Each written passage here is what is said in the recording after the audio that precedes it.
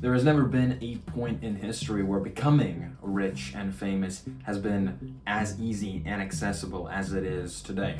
That opportunity is in front of you every time you open up YouTube or TikTok or Instagram or any other app that you use that has other people using it.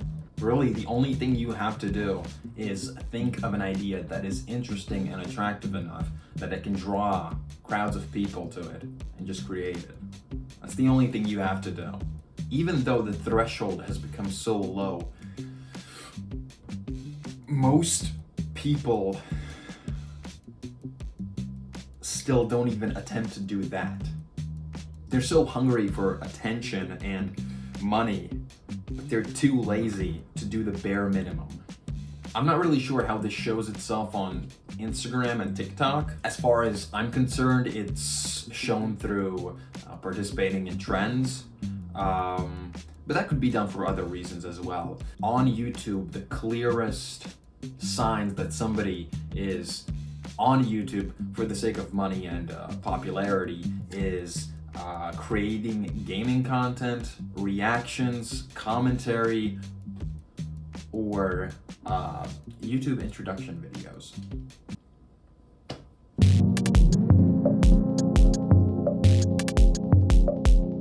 Yeah, this is the kind of content you'll see from the people who don't really care about the content they create. They're just more in it for everything that's kind of around the content. And to me, that kind of feels like the biggest loser behavior that somebody can do. Someone with no interest, someone with no ambition, someone with little to no redeeming features, and somebody with greed.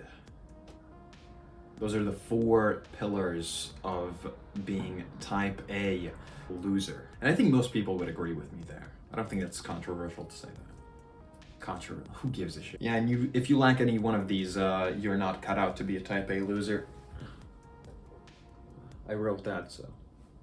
Well, just because you create content in that category doesn't mean that I'm criticizing you in this instance. There can definitely be, a gaming video or definitely commentary that can be both interesting and valuable, and also importantly, enjoyable to make. Content like that can exist.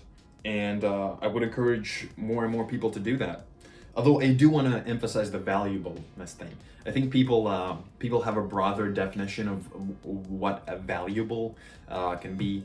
I would more strictly define it as something that you can take away after you're done with the video. So I think most gaming videos don't really have this, nor do I think that most streamers have this. It's kind of just cheap entertainment, and I'm pretty against that. I'm pretty against cheap entertainment, especially if you're like a content creator. Anyway, yeah, most people don't really focus. Most people, when they think about creating a YouTube channel, the enjoyment comes out of the result they imagine, which I think is actually kind of truthful for most things. I'm not gonna be the first to say it.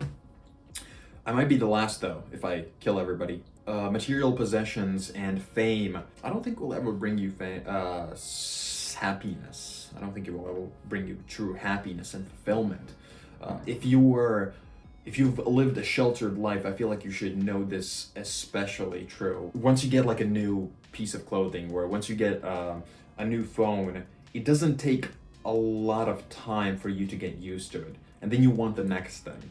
It's kind of like any kind of drug, smoking or alcohol or anything else you like to do. You just your tolerance builds up to it, and with fame and money, it's going to be the same thing. Oddly enough, though, the thing that is an exception to this rule is interest and connection with other people. For whatever reason, we don't really acclimate to that much. It's more easy to find novel feelings and ideas and some sort of general atmosphere that can be described into words. Words. It can be described into words. Like the words. Yeah, so you should. That's why when you do want to create a YouTube channel, you should try going for something that you think you would be interested in, and do it because you find it interesting. interest is a field that like truly captures your attention, and it always feels novel as long as like you keep practicing it and keep putting in effort in it. And you know, unless you're LeBron, who, let's be honest, he's not even top 20. You're never going to reach the ceiling, so you're always going to have like more and more potential to go for. So no downsides. It's not a very complicated idea, so there's not much to say about that specifically, but I do want to add on, so I can make this a bit longer. I do want to add on, I think creators have a pretty big responsibility in the birth of this sort of new problem that we have here. The problem of increased greed. Yeah, oddly enough, when I was a kid, and when kids in general start a new YouTube channel, their goal is not really to delve into Ludwig Wittgenstein's Tractatus Logico-Philosophicus. It's more just about people watching as they die in Fortnite. Oddly enough, I think the problem doesn't stem from just the Mr. Beast types.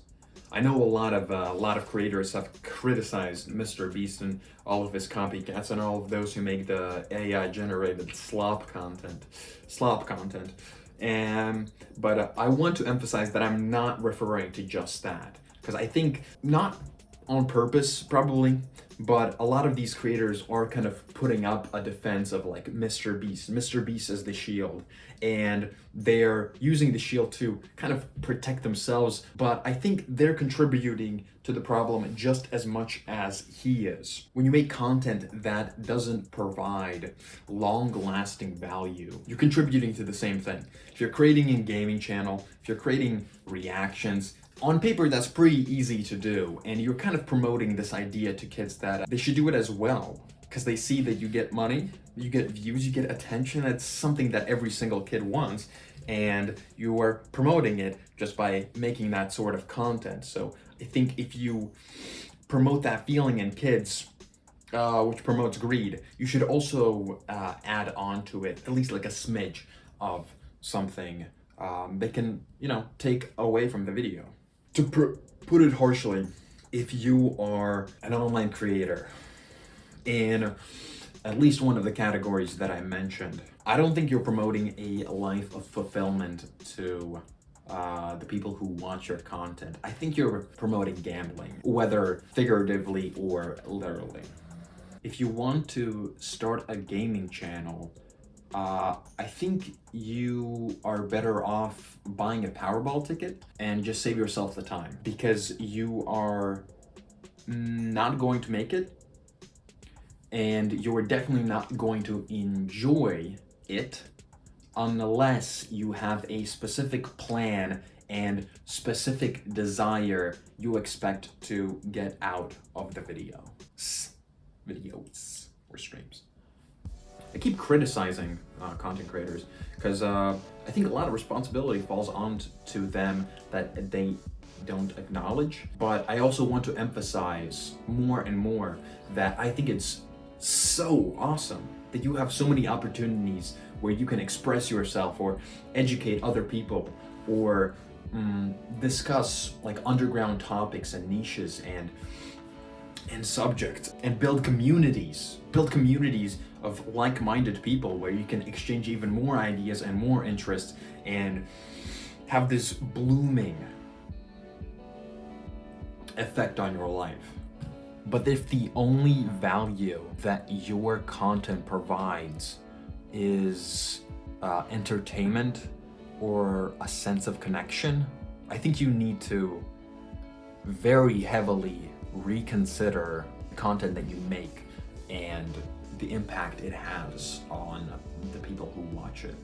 It's very easy to build parasocial relationships in the online space, and with all the other risks that occur, you need to balance it out with something more valuable. Anyway, that's my 2 cents on that. I don't even have 2 cents. Okay.